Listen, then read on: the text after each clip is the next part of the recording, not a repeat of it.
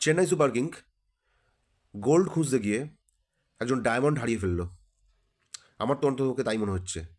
কারণ রবীন্দ্র জাদেজার মতো impactful player যখন চেন্নাই ছেড়ে দেয় এবং তার বদলে নিয়ে আসে একজন আনক্যাপ প্লেয়ারকে, নাম প্রশান্ত ভীর, তখন খারাপ লাগে বই কি।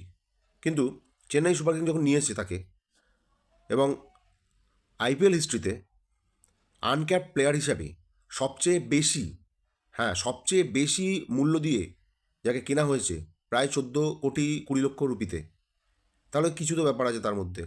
প্রথমে জেনে নেই, রবীন্দ্র জাদেজার সঙ্গে রিপ্লেসমেন্ট হিসাবে ভাবা হচ্ছিল ক্যামেরন গ্রিনকে, যে এখন কলকাতার কেকেআর তাকে কিনে নিয়েছে। ক্যামেরন গ্রিন তাও ঠিক আছে, অসুবিধা নেই, কিন্তু যখন তাকে পাওয়া গেল না, তখন চেন্নাই কিন্তু এই প্রশান্ত ভীরকে 14 কোটি 20 লক্ষ রুপিতে কিনে নেয়।